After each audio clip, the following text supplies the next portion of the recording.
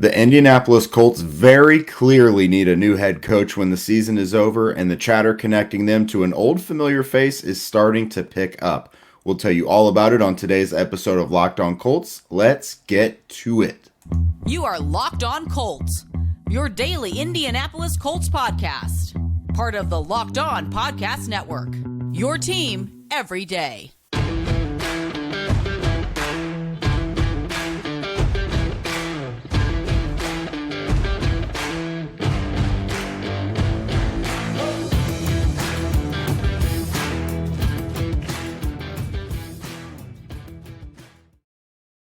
Thank you all for tuning in and making us your first listen of the day. This is your daily podcast covering your Indianapolis Colts, part of the Locked On Podcast Network, your team every day.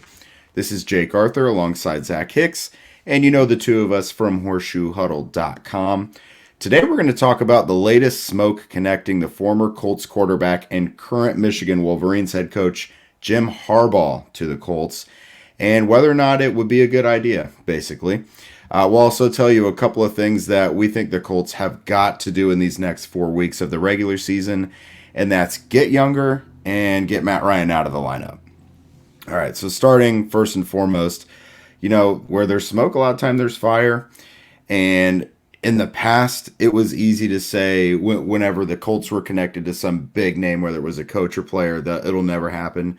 But now there's a lot of, anything is on the table now with the Colts, with Jim Harbaugh pulling the strings. A lot of people nationally and locally are starting to kind of connect the two sides, Jim Harbaugh and the Colts. He's known as a guy that turns programs around. He's done it in college with San Diego, Stanford, and Michigan. Did it in the NFL with the 49ers, got them to a Super Bowl. I don't know. Like I said, national guys, Tom Pelissero and Ian Rappaport mentioned it today. Bob Kravitz wrote about it today. And now Bob didn't say, I've heard this is going on, but he said it should happen. And the national guys all referenced that piece. I don't think they would just do that for no reason. I think everyone thinks the Colts are a real possibility. Harbaugh is happy at Michigan, but has kind of said, he views the NFL as the ultimate coaching challenge. Obviously, he wants to win a Super Bowl, I'm sure, before his coaching career is up. So, are the Colts the right scenario for him to leave Michigan, a program he's now got back up near the top? Who knows? What do you think? I know you've mentioned Jim Harbaugh lately. Yeah, I think the biggest thing we got to say here, though, is Jim Harbaugh did say the other day that he is 100% expecting to return to Michigan as their head coach next season. He said it very firmly, very sternly the other day that he's going to be back as Michigan's head coach next season. Now, we know that sometimes in the NFL, it's not what it seems. We heard Jim Irsay say that, Frank Reich was safe and then fired him 2 weeks later. So, it's just what happens with a lot of these things. Money obviously changes a lot. But when it comes to Jim Harbaugh, I really think it's going to take the perfect situation. I'm not saying the Colts are that perfect situation by any means. But when I say perfect situation, I mean, for him to leave Michigan, he would have to get a monster contract. Plus, he'd probably have to get a lot of roster control, and he'd have to be, obviously the head coach and honestly get some GM duties as well. And probably he'd be able to pick his own GM. He'd be able to pick his whole staff, everything like that. He'd have control over the player personnel and stuff like that. And I think the Colts are probably the only spot where it really makes a lot of sense because Jim Irsay has shown loyalty to past Colts players and past Colts legends. I'm not saying Jim Harbaugh is a legend with the Colts, but he was a successful player for this team. And, obviously Jim Irsay is just leaning into, the old glory days of the Colts and just the past Colts. So Jim Harbaugh seems like a guy that Irsay would, just kind of give the key to and let him do whatever he wants to do. Again, it's going to come down to money. And yes, Jim Irsay has a lot of money, but so do the boosters at Michigan. The boosters at Michigan are going to give, an arm and a leg to keep him there for the rest of his life. And honestly, it's hard to leave the college scene, especially when you're consistently in that college football playoff. You get to recruit players. You get to kind of handpick your own guys no matter what. You don't have to compete with salary cap. You don't have to compete with, a potentially meddling owner down the line, which would be a hard thing right there for him. So I don't really see it happening. I think there's just a lot of variables that would have to fall into place for Harbaugh to make the jump to the Colts. But again, I think if he's going to make that jump to the NFL, jumping to the Colts with someone he's worked with in the past, and Jim Irsay, a guy that he's familiar with, and Irsay kind of just giving him the keys to do whatever he wants, I think that could be something on the table. It's just, again, it's going to be tough to leave Michigan. I don't really see it happening, but yeah, I mean, it might. I don't know. We'll have to see how this offseason goes down and what Michigan does in the college football playoff here in the next couple of weeks. Yeah, I think the results of Michigan's season probably, a lot of what might happen with the NFL stuff is dependent on that. The Colts aren't exactly an NFL team that I think is like a shining example of what a successful college coach would leave for. It seems like a hometown discount kind of thing. Although financially, I think Jim Irsay would give him whatever he wanted. But there's just, there's not a quarterback in place. Like you said, it'd probably require a new GM. He kind of butted heads with Trent Baalke back in the 49ers days.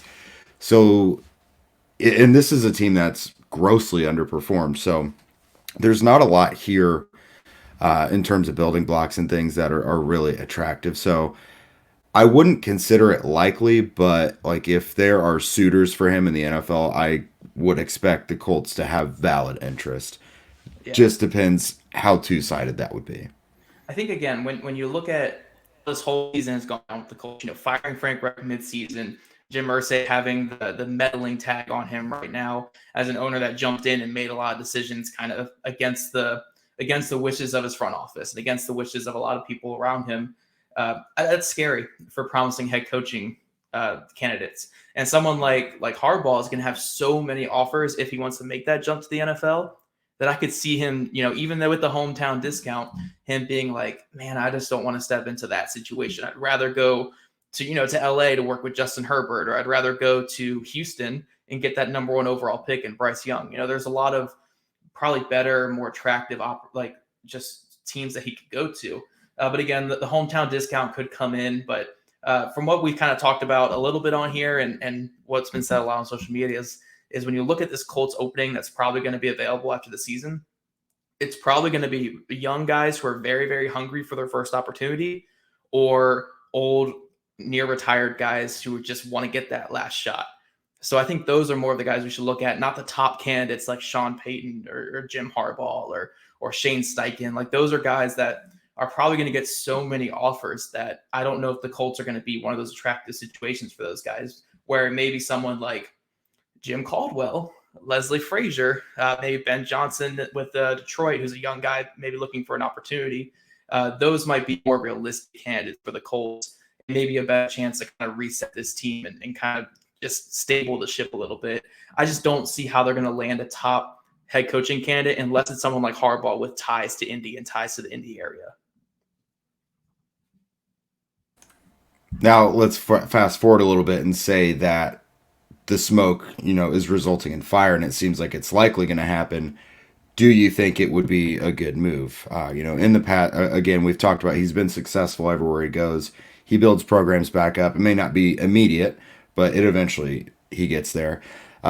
He's put good staffs around him. When you look at San Francisco, he had Greg Roman when Greg Roman was kind of getting a lot of attention there.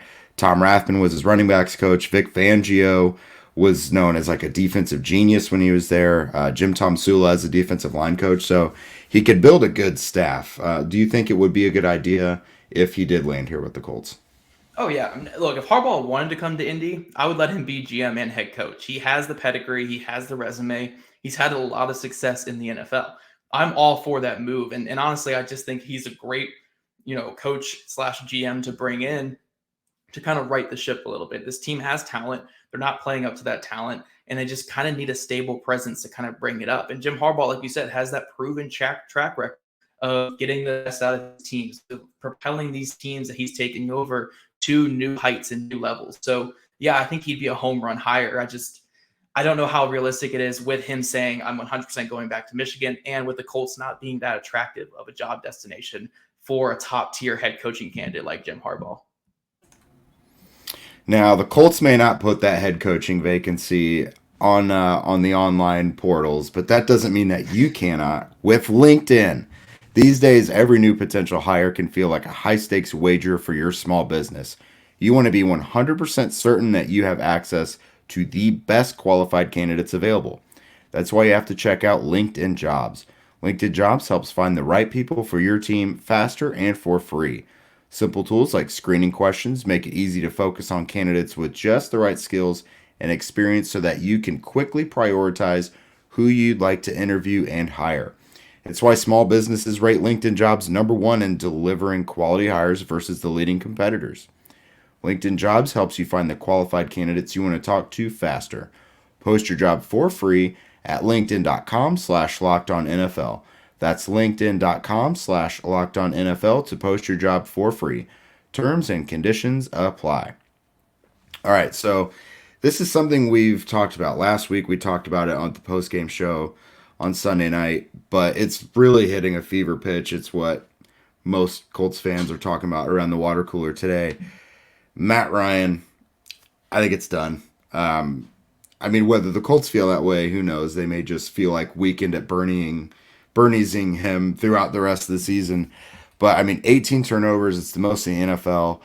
If Matt Ryan was his own team, he'd be tied for sixth in the NFL in turnovers. That's a good stat from James Boyd today. The most sacks in the NFL, some of those went to Sam Ehlinger, but for the most part, it's Matt Ryan. I mean, it's just not pretty. You're throwing a guy out there who looks like a shell of himself physically. He doesn't look like the same sharp guy mentally he was with the Falcons. Like it looks like you have an old rookie out there. Yeah, and to put some more, I guess, more context to what we're talking about here, Jeff Saturday today was asked about the potential of benching Matt Ryan. He said they're going to reevaluate everything to see what gives them the best chance of winning these last 4 games. So maybe a change is coming. You know, he didn't outright say that Matt Ryan is our guy. And also for anybody who's asking if Matt Ryan's arm deficiencies are because of that shoulder injury, Jeff Saturday did say he's not aware of that being that case, or he wasn't, you know, like the athletic trader hasn't said anything to him about Matt Ryan's arm being an issue right now in terms of an injury. You know, his arm is just probably bad. Like that's probably all we can really say about it at this point. But yeah, I do think it's time to bench Matt Ryan. And again, we talked about this last night in the post game. I don't even think the play, like what he's doing on the field, is the biggest factor here. It's the fact that they are 4-8-1, and we are one bad hit away from owing him $35 million next season. Like completely guaranteed, just one bad hit. I mean, I was terrified when he took that big hit in the fourth quarter where he fumbled, because I thought, oh gosh, there it is. Like I thought there was a major injury right there. The way that he fell and how he didn't reach for the ball and didn't do anything, I was like, oh, there it is. Like the Colts are going to owe $35 million because they were playing, you know, a 40-year-old quarterback in the last 3 minutes of a 30-point blowout. Like there's no reason for him to be playing these last couple of games, because you were one hit away from $35 million of your cap being dedicated to a guy who you're not going to be next year. Like he's not going to be the quarterback for the Colts in 2023, no matter what happens. So why is he out there? I know that it's a pride thing. I know this is a player that wants to play. You know, you promised him the world this offseason, but it's just not going to happen. You know, he is not the quarterback of the now or of the future. And I'm not saying anybody on the roster is, but you have to protect that money. You have to protect him too from himself. I mean, again, this is a 40-year-old guy who's just taking hit after hit after hit, and there's nothing productive coming out of it whatsoever. Save him from himself, save yourself from that money, and just bench him. Like, again, it's a horrible pride shot for him. I'm sure this is a fringe Hall of Fame player, a guy who's had just an amazing pro career, but it's just not happening, man. There's no reason to play him. And I don't care if it's Nick Foles or Sam Ehlinger or claim Baker Mayfield for all I care. I really don't care. Just throw somebody else out there, because you have to save that money and you have to save him from himself out there. Like there is no point to playing a near 40-year-old quarterback in the last 4 games of a season where you're already out of the playoffs. Yeah, you just have no benefit to it. And I'm sorry, like I know it divided the locker room, or not. It didn't divide the locker room against itself, but like the locker room generally did not like when Matt Ryan got benched before. And it's like, at this point, I'm sorry guys, but like something has to change. Like you may be attached to the guy, but you cannot think this is what the offense is supposed to look like at its best. Like something has to change. Like you, I don't know, Ellinger, Foles, whatever. We've seen it with Ellinger. You know, it didn't get to where we thought it might be. I've talked about Nick Foles, I think, would open up the downfield stuff a little more, which that seems to be, aside from Jonathan Taylor, that seems to be what can open up the offense the most is Alec Pierce downfield.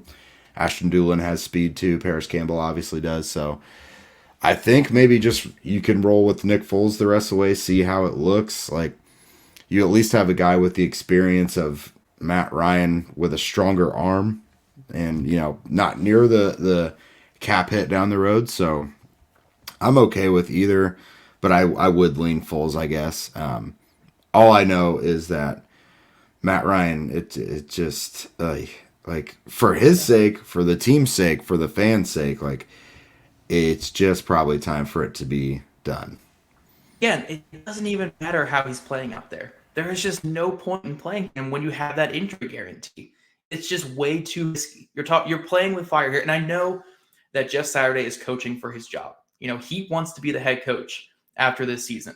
And Matt Ryan is probably still the best quarterback on the roster. Shockingly enough, he is probably still the best quarterback on the roster.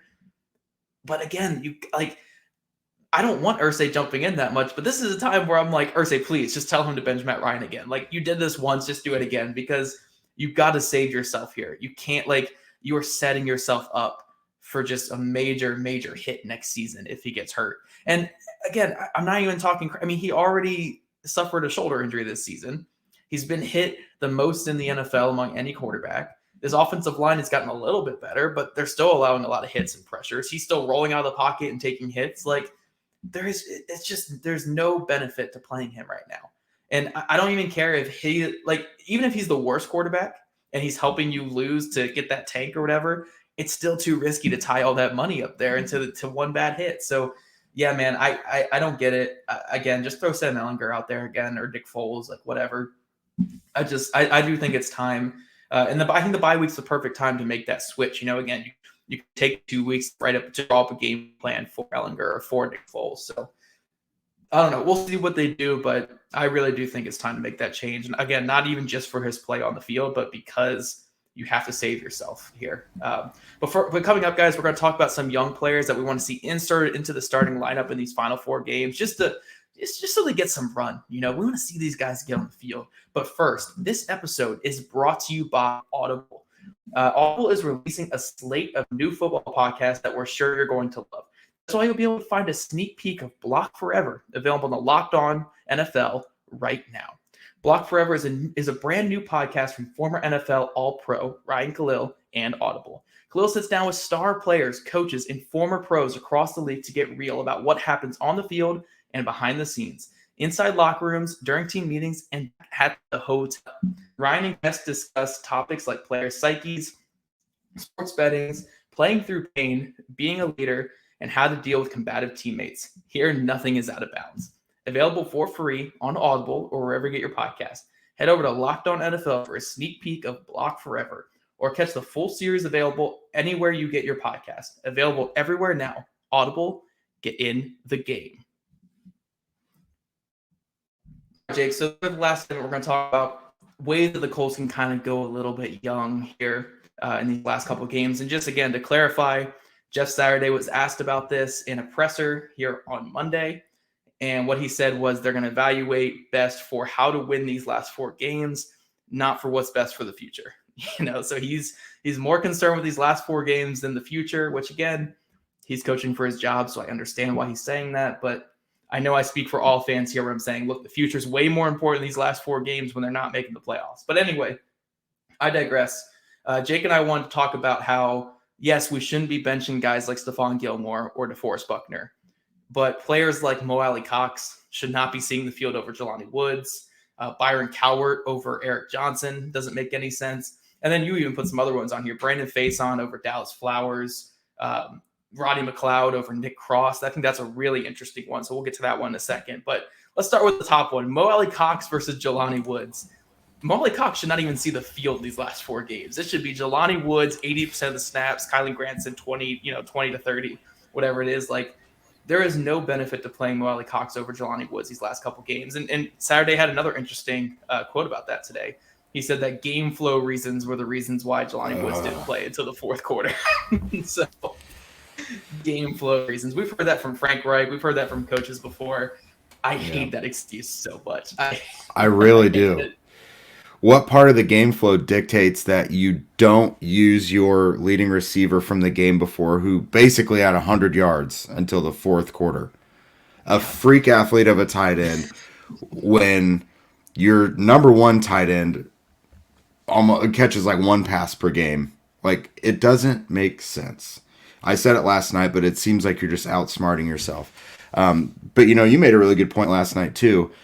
If Mo Cox was giving you even a shade of the Jack Doyle blocking role, I understand it. But he's not. He's not really living up to that role that you wanted him to be, where he's this really reliable blocker.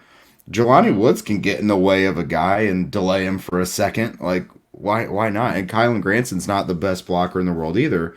But these are your two guys who you're basically through the season. We know what this offense is like with these three tight ends. You have two guys that are productive as pass catchers and one that's not at all. And it's not like this is a difference this year. Every year, Mo Cox has had some really good stretches, and then he's just not used for most of the season, it seems like.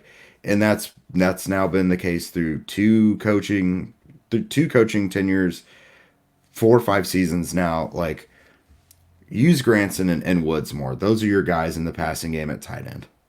Yeah, I really don't see any argument for Mo Cox playing more than Jelani Woods down the stretch, but I don't know. Knowing the way this season's gone, I mean, Jelani Woods probably getting 15 to 20% of the snaps these last couple weeks, and Mo Cox will be getting 60 to 70. But another one you put down here was Eric Johnson in favor of Byron Cowart, where I actually think Byron Cowart's been fine this season. I haven't had many issues with him. I think he's made some plays in the run game, but I'm 100% with you. There's just more benefit to playing Eric Johnson than Byron Cowart the rest of the way. Yeah, and I mean, you could even do some rotations with Dio too inside, because he had a good play where he opened up Quiddy Pay for a sack on Sunday. But yeah, young guys. I mean, he drove back Zach Martin into which Dak doesn't Prescott's happen. Pocket. Like, yeah, until Dio, man, he drove him back into. I mean, that might have been only good to the day, but that was an elite rush against an elite player. So yeah, I mean, get more Dio snaps out there, and he just needs more run for sure. Yeah, absolutely. I mean, the role they envisioned for him is to play inside and out. So, like you said, Byron Cowart's been fine. I haven't noticed him being like a huge detriment to the team. But you invested in Dio and Eric Johnson. Eric Johnson made the team as a 4th, 5th rounder. Didn't show a ton outside of athleticism and some power in training camp, but you made that investment. Curtis Brooks is still on the practice squad, so that's not really a factor. But yeah, those young guys, I mean, that's a minuscule amount of snaps. Like, Cowart probably only plays like 10, 12 a game, but I mean, that's developmental snaps for these younger guys who you think are part of your future. Yeah, and we have you have Dallas Flowers, and I'm guessing Isaiah Rodgers as well in replace of Brandon Faison. We'll talk about that one in a second, but I think the most interesting one is like Nick Cross versus Rodney McLeod. The safeties are real interesting. So I think this is tough right here because Gus Bradley is coaching for his next job right now. You're going to want your best player out there, and Rodney McLeod is definitely your best player right now. But I do think this could be a situation where it's like, look, get the kid some run.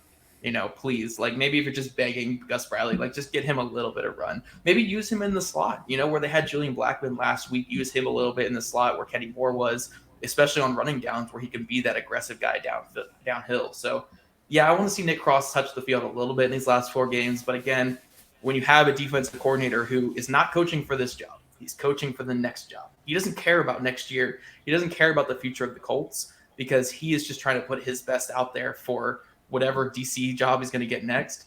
So I doubt we see that one, but I'm with you. I want to see some more Nick Cross these last 4 games. Yeah, that's the thing is there's really no part of me that wants to see less Rodney McLeod, but I do want to see more Nick Cross. Like, they were in love with him through training camp. He got some run in week 1, week 2, and then we just haven't really seen him anywhere but special teams since then. And I know he's a young guy, a real developmental guy, needs a lot of work, but I mean, that's work's going to come on the field. So I know he's more your strong safety that you're looking at, but you know, I don't know if you could do something with Julian Blackmon's snaps. Maybe you can move guys around. Some of these guys are interchangeable. Rodney Thomas as well. Blackman had overtaken Thomas once again, which it was his job. But since they used the three safeties on Sunday, it got Rodney Thomas a lot more play again. So I don't know. I really like seeing Rodney Thomas out there. I think that's a guy who's going to be on the team for a while. I just want to see what Nick Cross has to offer. Yeah, and then again, the last one, Dallas Flowers, Isaiah Rodgers versus Brandon Faison. Again, Gus Bradley's coaching for his next job. He's not coaching for this one. So I don't see this one happening. But, we want to see more Dallas Flowers. We want to see more Isaiah Rodgers because we know what Brandon Faison is. He's not going to be back on this team next season. So there's no real point in playing him as a fan or as someone who's looking for the future of the Colts. But again, Gus Bradley's not coaching for the Colts right now. He's coaching for Gus Bradley. So it's tough, man. It's because these are moves that we want to see happen, but they're almost assuredly not going to happen because, again, Jeff Saturday is coaching for Jeff Saturday right now. Gus Bradley is coaching for Gus Bradley. And so they're going to put the best players out there, even if these are 30-something-year-old players that are not going to be with the Colts next season, which sucks. That's what happens when you don't have the job security. But, I would love to see Dallas Flowers and Isaiah Rodgers have more snaps than Brandon Faison these next couple weeks. Yeah, these are, of course, selfish things we want to see because I totally understand the coaches having guys in there that they do. These aren't really lineup changes that I have big beef with. It's just opportunities where these younger guys could get in. But no, Dallas Flowers, what's that? We do have beef with the Jelani Woods one. We have beef. One. That one's big. Yeah, we have beef with that one. The other ones, and the Isaiah Rodgers and Brandon Faison one. We have beef with that one too. Those are the only two we have legit beef with. But we do have we're not saying that these have to happen or else. It's just we wish they would. We wish. Well, the Rodgers one was fine again up until a week or two ago, which I don't know. I'm not going to pretend to understand what is said in the pressers because there's a little bit of misdirection involved in that sometimes, I think. Right. But no, I think some of these would be good. Dallas Flowers, I've heard a lot of good things about, even from guys who cover other teams this year, doing some of the crossovers, like stuff off air, being asked about Dallas Flowers and like expectations for him. So I think the Colts liked him as a potential lockdown, athletic, lengthy type guy moving forward, and we won't know unless we see it. I mean, he's been great on special teams. Yeah, he looks awesome. He looks like he's going to be a really good special team player at worst. A great gunner, a great return guy, can do some of the coverage stuff. Chris Ballard's awesome at finding special teams guys. Say what you want about Chris Ballard, finding Ashton Doolin, finding George Odom, finding Dallas Flowers, finding Isaiah Rodgers. These are awesome special teams guys that he's able to find. So hats off to Chris Ballard for finding Dallas Flowers. But yeah, man, I don't know. This Colts team right now, it's just they're in a really tough place. I wish they would go young, but even again, Jeff Saturday told us in his press conference on Monday, they're not going to make changes just to go young and look for the future. They're going to make changes, if they're going to make any, to win these last 4 games. Now, some of these moves probably do help you with that. But again, they're playing for the right now, not for the future, because that's all these coaches have on their mind is the right now. So I get it, but it's frustrating as a fan and as someone who cares about the future of the Colts. So we'll see what happens. We'll see if they can get some young guys out there these last 4 games, but I'm kind of expecting much of the same here these last 4 weeks. Yeah, same here. I don't think anything drastic will happen. I will say I wouldn't be surprised if something happens at quarterback just because they've been, even though they haven't really let on verbally to reporters that they would, they've been pretty willing to shuffle things around. So I wouldn't be shocked to see something happen, especially like you said, coming out of the bye week. There's no better time to make changes than right now, especially since you have the last quarter of the season to go. So I don't know. I think something will change, whether it's slight or something big like quarterback, but I don't think everything's going to be exactly the same. But I do think there's a bit of stubbornness there where they're going to want to try and continue establishing and, dancing with who they brung. Yeah, definitely, man. Well, I think that's all we got for today, Jake. What do you think? Nope, that's it. It's the bye week, not just for the players, but we've all earned a little bit of a bye week. We'll still have stuff for you, of course, but we're not gonna bring you the normal monotonous stuff. We'll have a good lineup of guests and some interesting things and topics to present to you guys along the way this week. Yeah, make sure you guys are following us on social media at Locked On Colts, at Jake Arthur NFL, and at Zach Hicks 2 on Twitter. Also, subscribe to Locked On Colts on YouTube or wherever you get your podcast. We'd also love your ratings and reviews, so please just jump in there and tell us what you think. And thank you guys for making us your first listen of the day. For your next listen, check out Locked On Sports Today podcast. The biggest stories of the day, plus instant reactions, big game recaps, and the take of the day. Available on the Odyssey app, YouTube, or wherever you get your podcast. We'll see you guys tomorrow.